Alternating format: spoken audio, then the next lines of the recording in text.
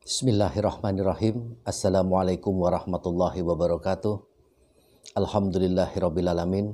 Allahumma sholli ala sayyidina Muhammad wa ala ali sayyidina Muhammad walhamdulillahirrabbilalamin, amma ba'd. Sobat yang dimuliakan oleh Allah, berjumpa kembali. Kali ini kita membahas mengenai sedikit cerita. Tidak ngaji ini kita cerita kisah mengenai seorang pelacur yang membiayai anaknya masuk pesantren. Sudah lama sekali ceritanya ini. Suatu ketika seorang wanita wali santri, sebut saja namanya Bunga. Kalau di berita-berita kan begitu, sebut saja namanya Bunga. Itu mengirim perlengkapan untuk anaknya yang ada di pesantren. Perlengkapan seperti pakaian, sarung, baju koko, dan sebagainya. Kurang satu kopiah. Dia tidak mampu membelikan anaknya yang di dalam pesantren itu kopiah. Saya bilang insya Allah saya belikan nanti. Saya tidak punya uang, Ustadz. Saya tidak punya biaya untuk membeli kopiah, kurang, uangnya sudah pas-pasan. Kerja saya begini-begini Ustadz.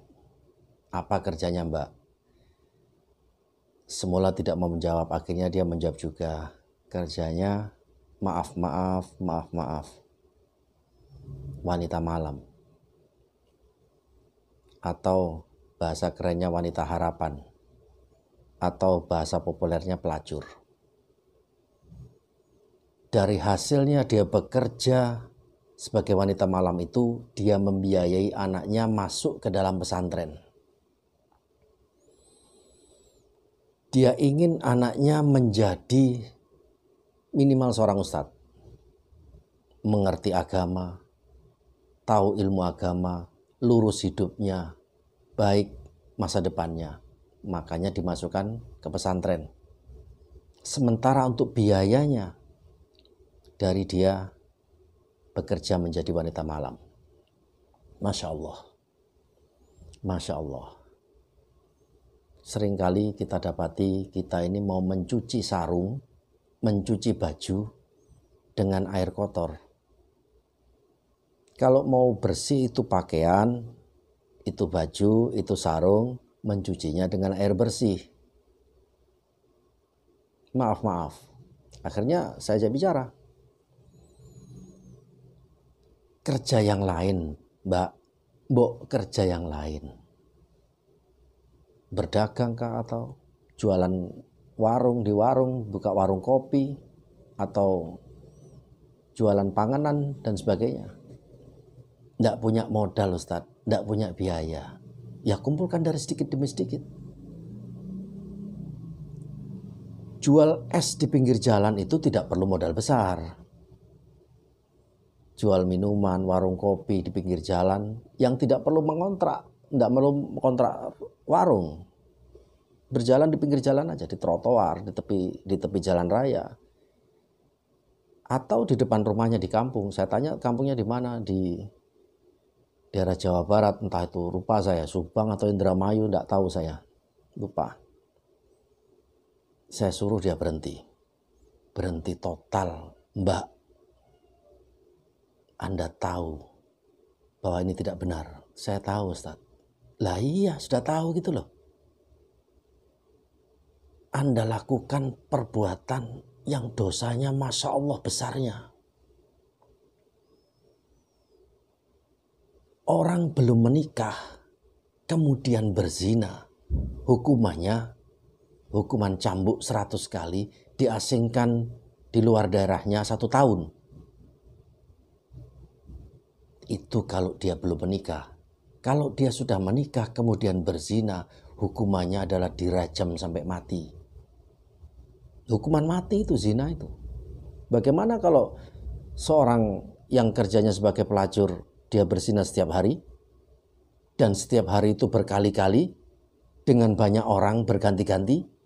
Bagaimana menghitung dosanya? Taubat. Tidak ada jalan lain kecuali bertobat, minta ampun pada Allah. Minta ampun pada Allah, sholat tobat, rubah seketika. Memang tidak mudah untuk merubah pekerjaan dari pekerjaan yang begitu itu, yang tidak perlu modal, menjadi pekerjaan yang sudah modal, untungnya sedikit. Tapi biar untung sedikit, buka warung kopi untung sedikit, tapi kan berkah. Yang kita cari ini sedikit berkah. Daripada itu banyak, menghancurkan diri Anda. Menjual dunia, menjual akhirat untuk kepentingan dunianya. Sudah tidak seberapa banyak, dosanya hukuman mati. Ngapain? Berdagang saja. Menjualkan dagangannya orang, mengambil dari si A, kemudian dipasarkan, dijualkan dengan saling percaya. Atau yang murah meriah, jual es di pinggir jalan, warung kopi, atau banyak pekerjaan halal kalau mau.